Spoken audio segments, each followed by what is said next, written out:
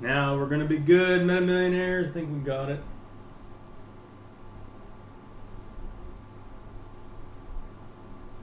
There we go. Hope it updates my thumbnail.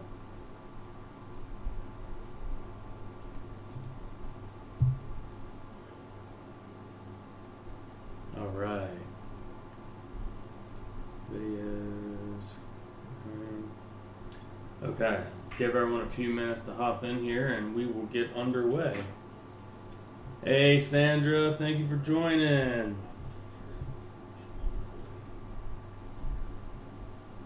I wanted to know, does you guys...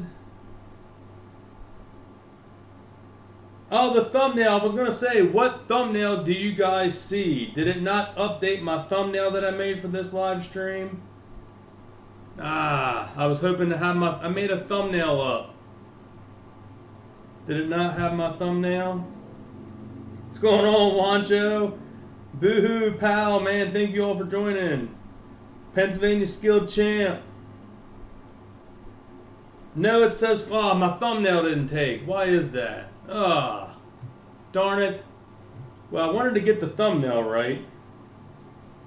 4, 5, and 6, yeah. So it's showing the thumbnail that says 4, 5, and 6. Darn it. It's not showing me the updated thumbnail I made. Why isn't it updating?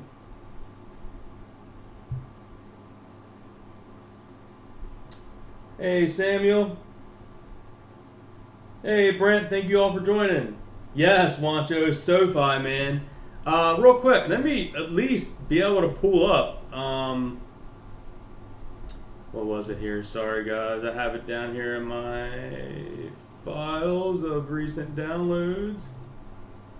Man, I made up this pretty thumbnail, and we're not going to be able to see it for the...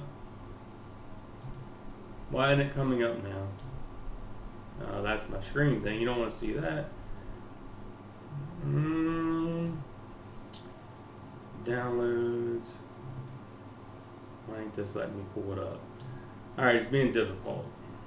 Alright, let me get up Canva. I make everything on Canva, so it should be saved in here. Oh, here we go. Your design.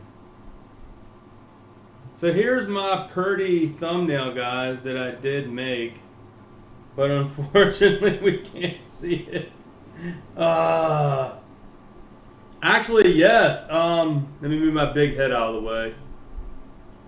Man, I don't get it. Why isn't my thumbnail showing up? What's the big deal here? Yeah, BBIG is printing like crazy right now. I did buy some shares today. So I'm super excited about that. And I have the interview here with George that was on Spotify that we are going to cover here today. And hopefully my charger will stay in as I can read the chat from you guys.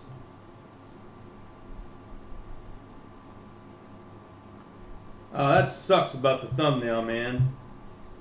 I changed it too, but I don't know why it ain't showing. But anyway, I'll leave it up here for a second. Giving people a couple minutes to hop in here.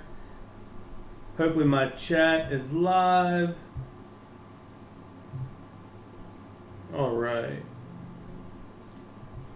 Samuel Powell.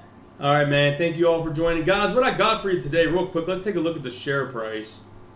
Sure that's updated. Meta's at 542.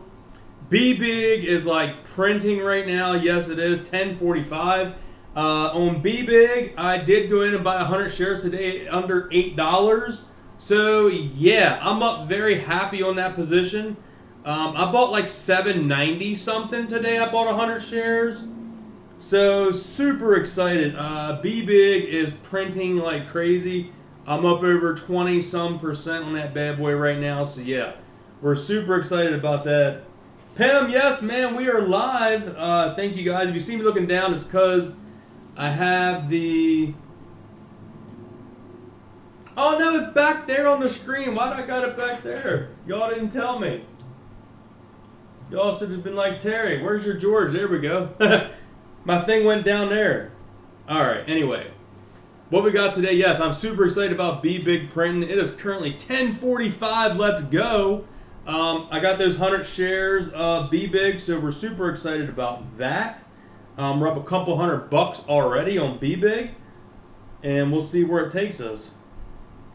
Lots of great info for October. Going to be crazy. Yes, I did buy BBIG today. But anyway, what we're going to get into here for this video, guys, and get the volume up. I'm going to bring you this live because I want to be able to pause this and be able to talk as we listen to this interview. There's an interview here with George, Metamaterials, and this is a Spotify exclusive, guys. You can only get this if you have the premium Spotify version of this new podcast episode. They did this a while back, maybe about 2 months ago, and I wanted to be able to bring you this here again. So, they're going to be talking about, I haven't not listened to this, so this is like our first reaction to this. Dr. George Palikaris, CEO. They also got Ken Rice, the CFO, and we got Troy Bullock, the CEO of Nanotech. So yes, I am super excited on this, guys. And hope my chat isn't froze up here, because I'm doing the chat on my phone. So feels like the chat isn't working. Let me restart that. It's like, don't film it now, chat. Here we go. You're live. Yeah, I know. Like I said, people that's joining in, this here is the actual. Oh, where'd it go? This here is the actual thumbnail, guys. I don't know what I did wrong and why it's not working, but people that's joining in is not $4.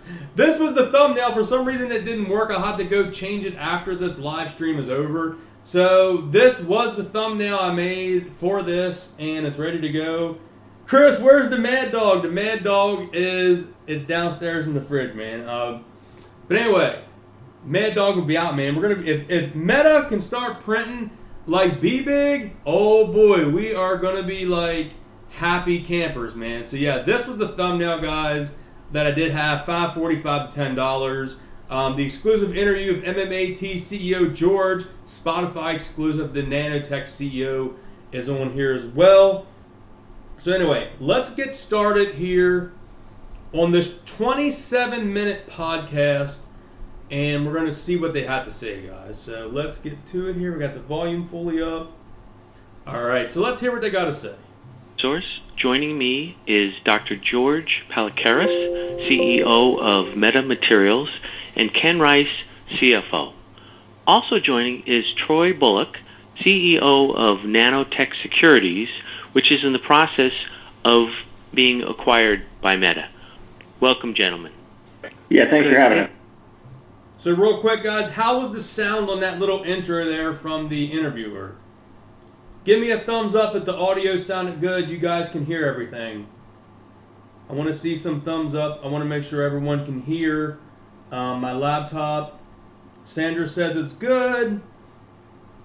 Perfect. Everyone can hear. I want to be able to bring you this exclusive information, guys. You're not going to be able to get this everywhere else because, like I said, you got to have the premium version of Spotify, and I do have that. Brandon, like I said, man, it's not $4. But stupid live stream thumbnail did not update. I have a proper thumbnail. I'll try to fix it here after the live stream. So let's go listen here to what we got on this podcast. METATERRY was just on about a month ago, but the acquisition of Nanotech could possibly be a game changer. So here we are for more clarity. But first, for those not familiar with METATERRY, could you please just give us a quick overview of the company? So Meta is the first metamaterial company to be listed on NASDAQ. We are an advanced materials, smart materials, nanocomposites company specializing in highly technologically advanced functional films. We use our technology to block light, enhance light, bend light, and other forms of energy such as electricity, thermal energy, even acoustics. Okay. So you guys were on, just a bit ago, and so people can can go back and listen to that first one to get a thorough understanding of the company. But today I want to talk about why we're back so soon. You guys have recently made an acquisition, and it sounds like it might be a game changer for you, or at least speed things up quite a bit. Can you elaborate? Sure. So when we were on last time, we talked about a strategy post the. The gentleman here, I believe, this is Ken Rice. That first part was definitely George. We know George's voice, and this is Ken Rice. We heard him on the interview the last time about a month ago. If you didn't see that video, definitely go check that out. So let's listen to what Ken has to say. Listing on NASDAQ that anticipated us growing our production capability from what we call wafer scale production to high volume roll-to-roll production. And we were working on investing the capital we needed to build our own in-house capability to build roll-to-roll capability at least at pilot scale.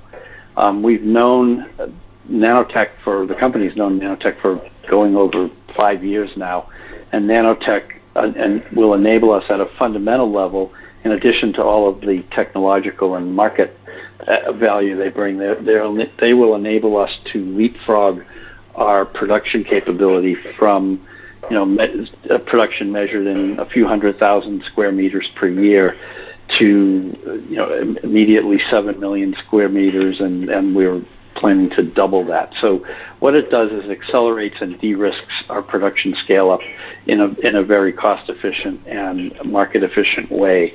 And in addition, what it does, the acquisition allows us to combine complementary technologies and human resources that expand the verticals that we're in, and Troy can talk to the verticals that Nanotech is in, and at the same time add another level of de-risking by virtue of the fact that Nanotech has facilities and an assembled workforce that is already very well skilled and has lots of experience running roll-to-roll equipment and doing the sorts of design work that we need to have done.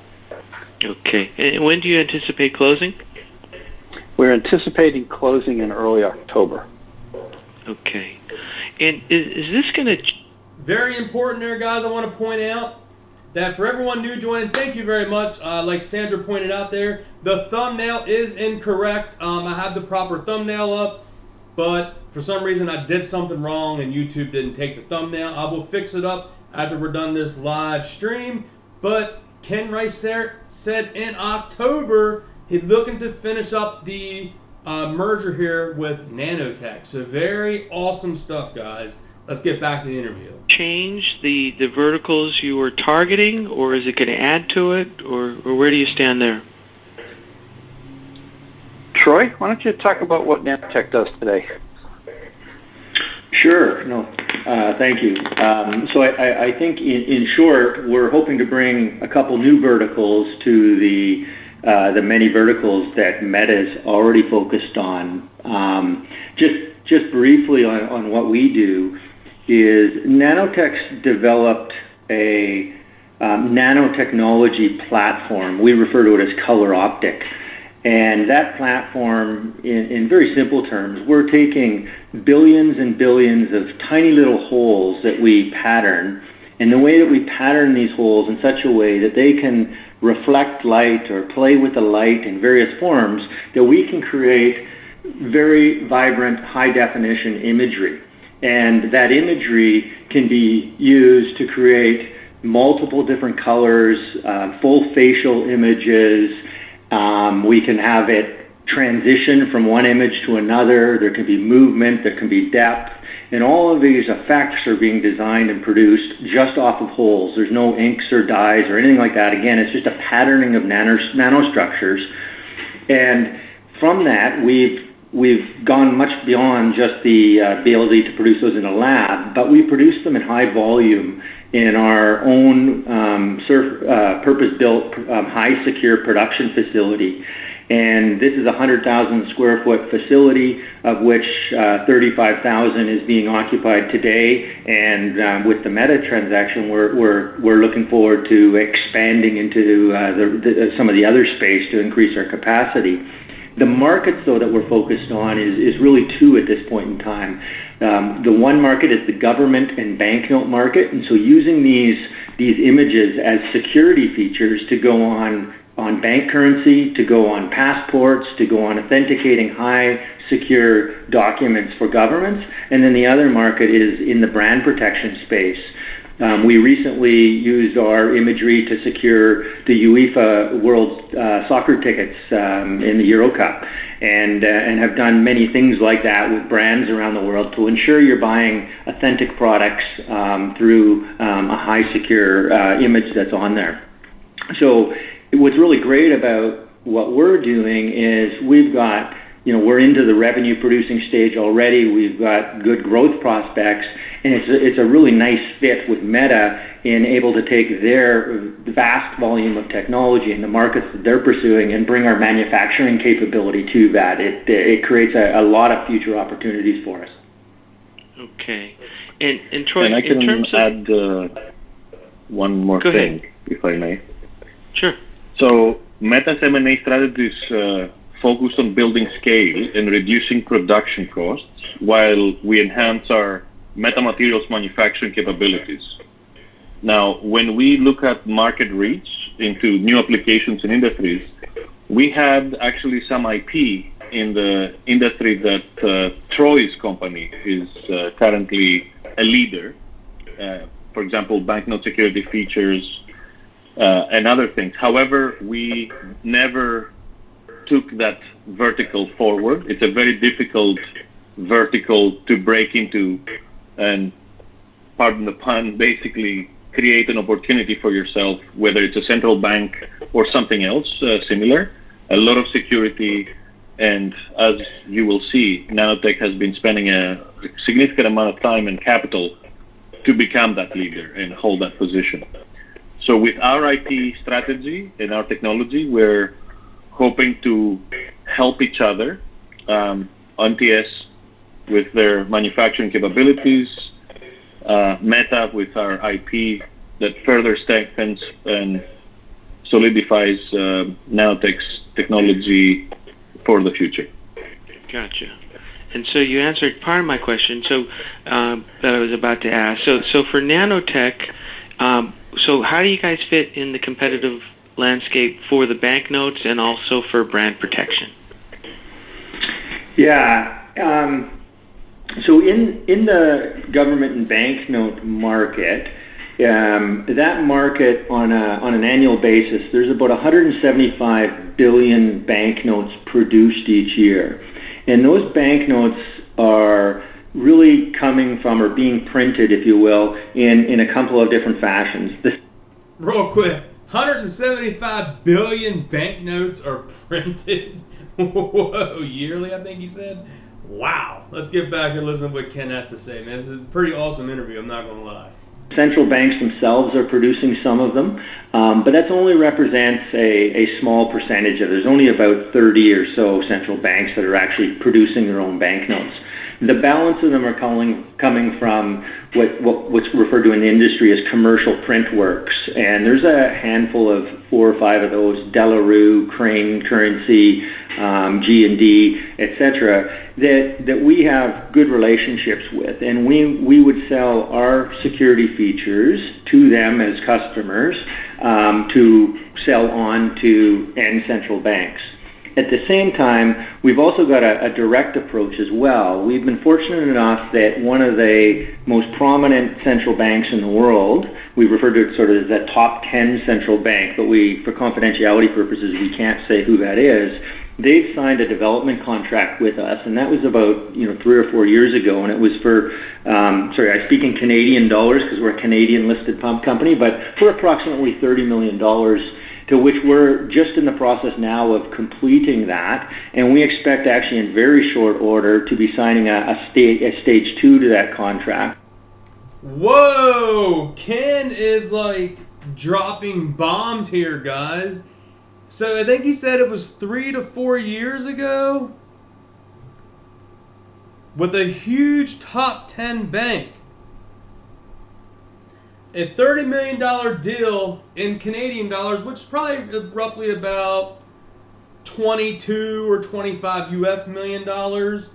So, wow, man, that is phenomenal. Ken is letting us know that they're going to look to a stage 2 of this big deal. Man, I'm about to probably watch this listen to this interview like multiple times. Like I said, this is my first time listening to it. I wanted to bring this to you live because that's what I want to do, keep my Meta Millionaires informed, because we love George and we love Meta and we're the Meta Millionaires and we're going to run like BBIG. Just give it time, man. It's all brewing up. It's all brewing up. All right, let's keep going here.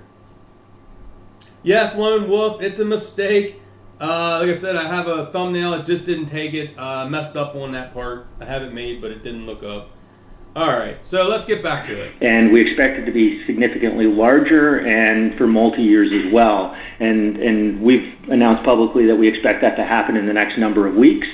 So we're excited about that because we've now got working. Sorry to keep pausing, but did he just say that's going to be announced in the next couple of weeks? Is he announcing possible PR drop news there? So Ken here, I'm going to say around the 9-minute mark of this interview, 9-minute mark with Ken dropping bombs. I'm going to have to, wow. All right, man. So I'm making notes here so I can go back and listen to these key parts, but let's keep going here, man. In directly with a central bank, design a security feature for their banknote, and given that it's one of the most prominent in the world, it really will bring us pull through to the other central banks. And so our focus in the government market is really both direct with central banks and with these commercial printworks. In the brand protection space, we're really trying to take a channel strategy where we're working with conversion partners, largely in the United States at this stage, where we can sell them film, bulk film, and then they can convert it into labels and other devices to their existing customer base. Okay. And in terms of the manufacturing capabilities you're bringing to Meta, can you elaborate on that?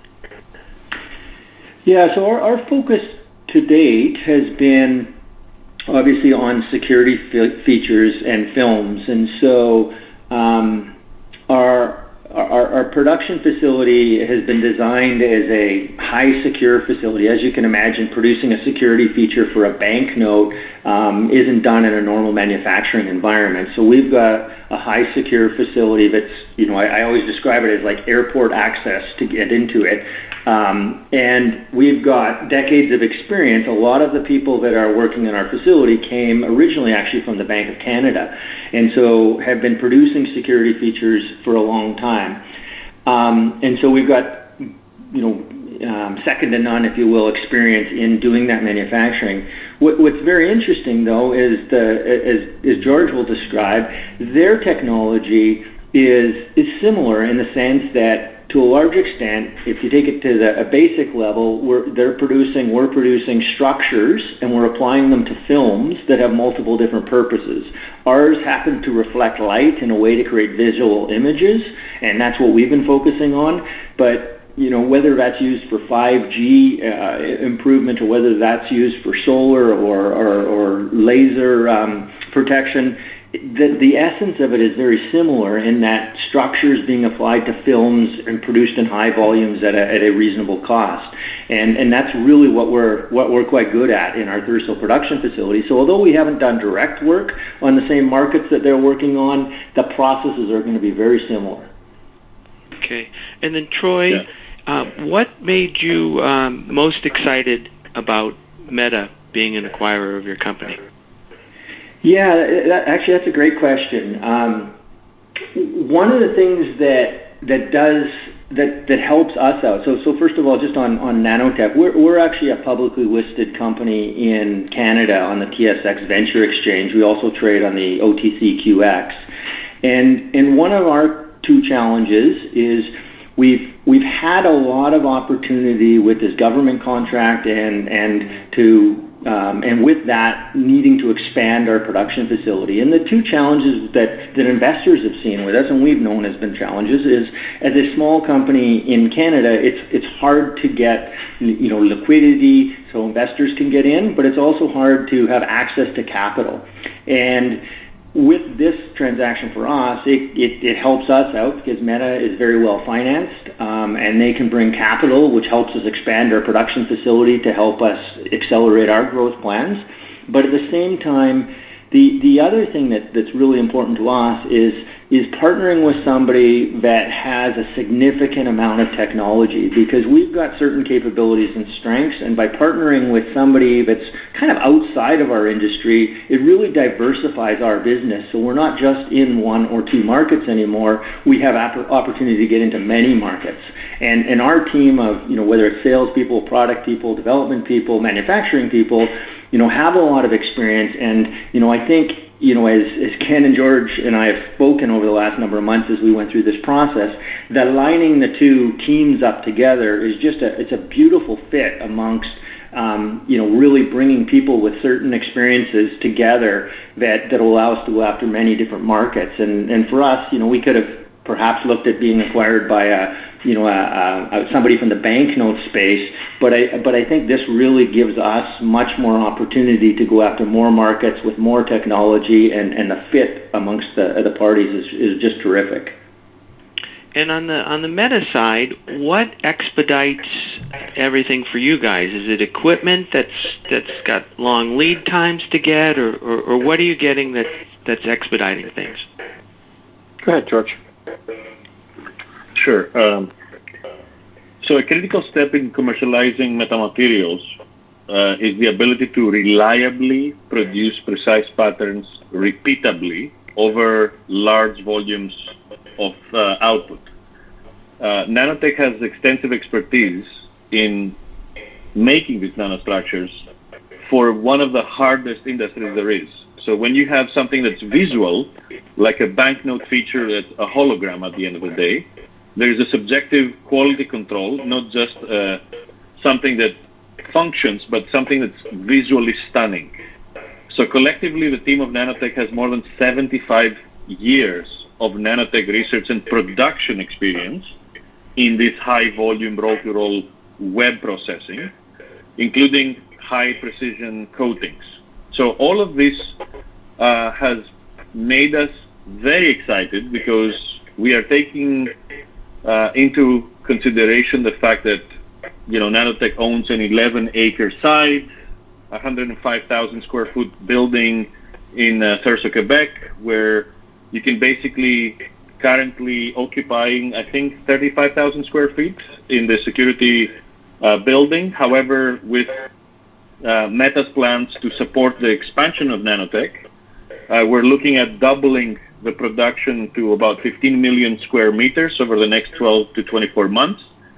And that leaves another 55,000 square foot of future expansion area that's currently being used as a warehouse space. So equipment, people, and during COVID, the entire supply chain of the semiconductor industry has been put not only on hold, but it has suffered a great deal in multiple industries.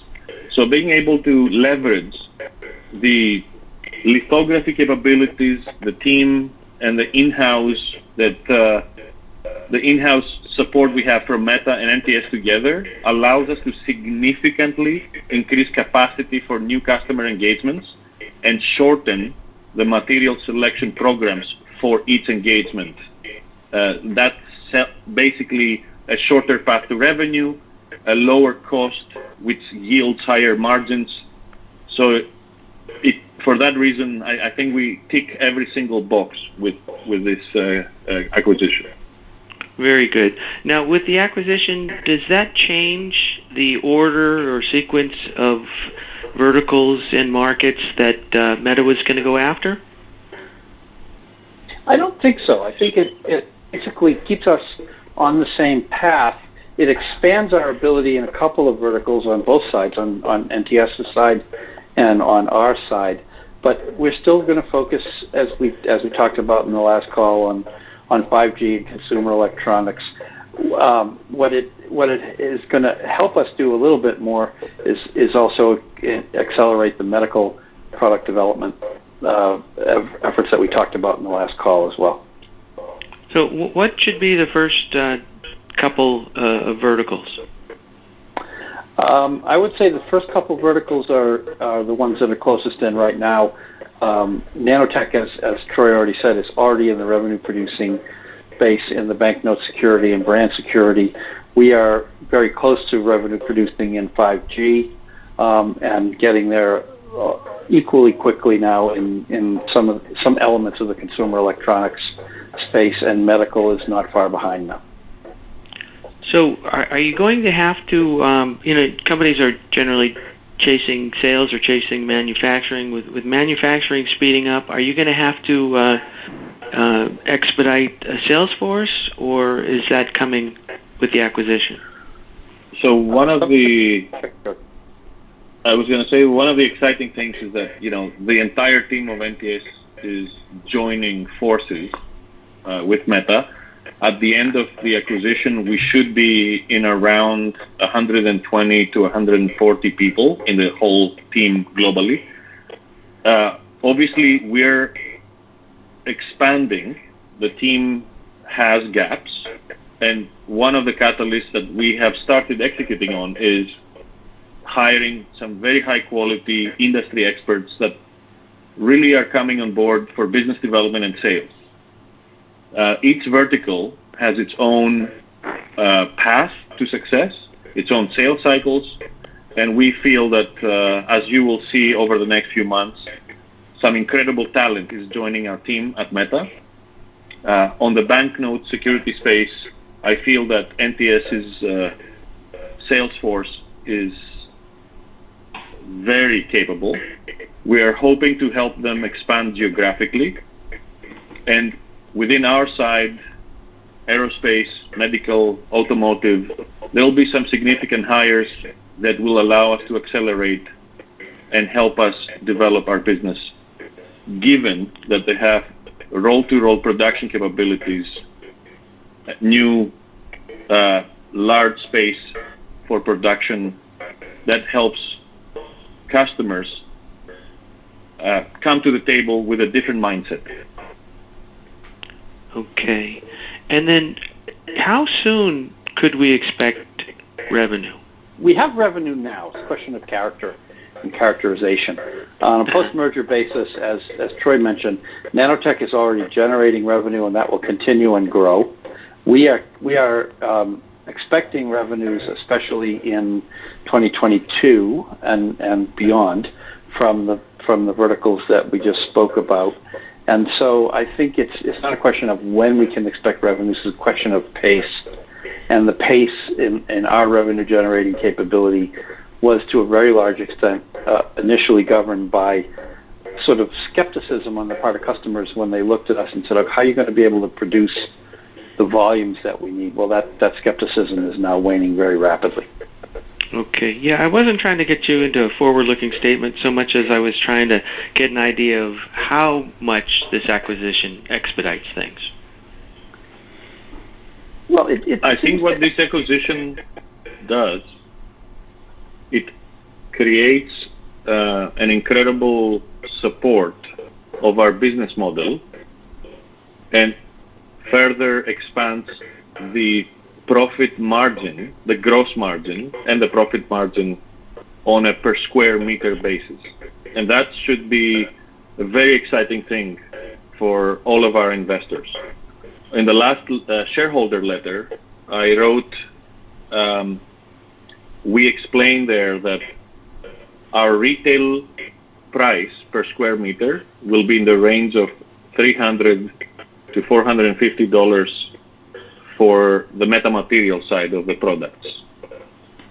Given the fact that NTS has already reached a certain critical point in their cost model, we can expect very high gross margins as a result of that. And it sounds like you'll now have the capacity to scale these initial verticals. Is that correct? Exactly. Okay. Should we anticipate additional acquisitions, or are they needed? George? What I can say here is that we are quite aggressive in the marketplace. We know that we can create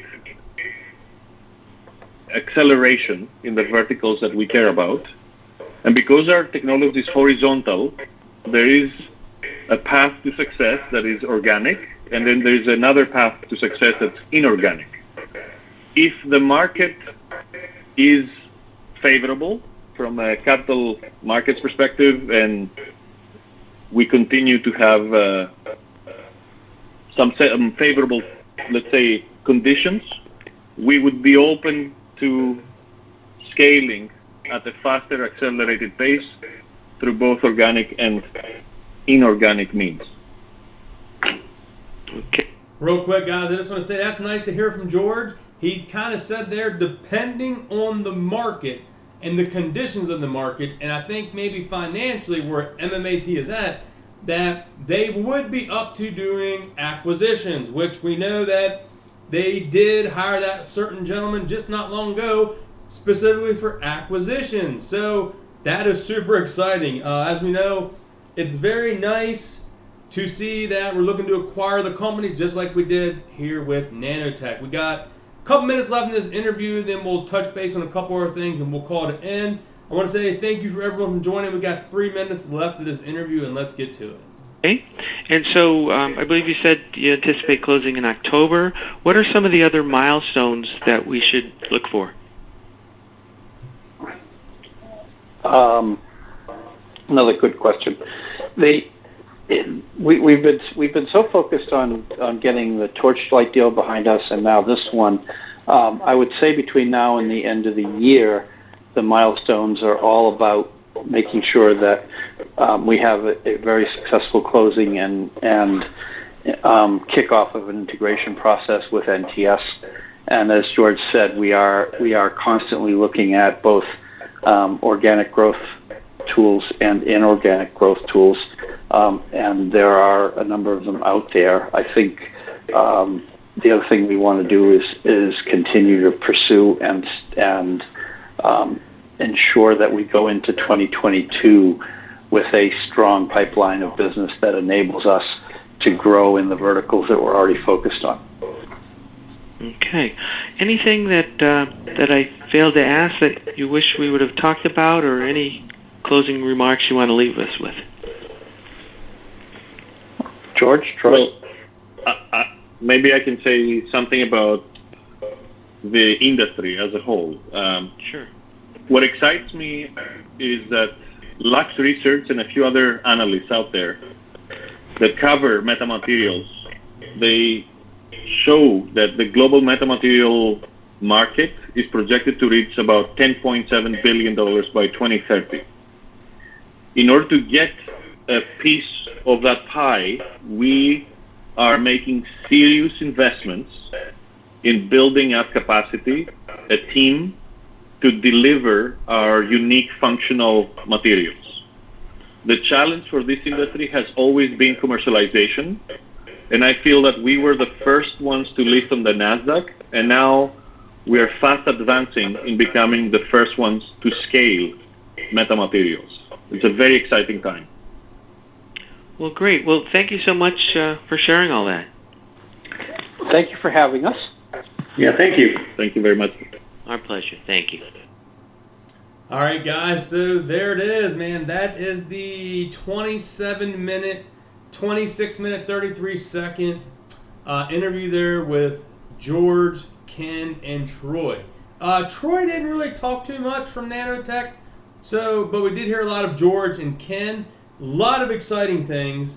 I think I need to go back and rewatch that and maybe do separate clips on some of the exciting parts, put them in some separate YouTube videos. I'm going to take a quick peek here at the stocks. Meta's kind of hanging at 541 right now after hours. I want to touch base on BBIG. BBIG's at 1083. Are you kidding me? Guys, I'm so happy about BBIG. You don't even know. I bought that baby under $8, and we're almost at $11. So you're talking about a $300 pop right there. Yes, we are all bullish on Meta, man. I want to see Meta doing here what BBIG is doing. That is exactly what I want to see. And I want to see Meta hang down here and then boom, up, man. That's exactly what I want to see. Man, this is just exciting. Yeah, so real quick, here was the actual thumbnail, guys, for people that didn't see it earlier at the beginning of the live stream, but I did make the thumbnail. Here it is. And I don't know what I did wrong. I thought I put it in there. I said it was in there, and I don't know. So I'll go back after this live and update the thumbnail. Hopefully it'll let me, do all that. And I want to say thank you all for joining. Man, 146 people, man. You guys are the best, man. This is super exciting. Thank you for everyone for showing up.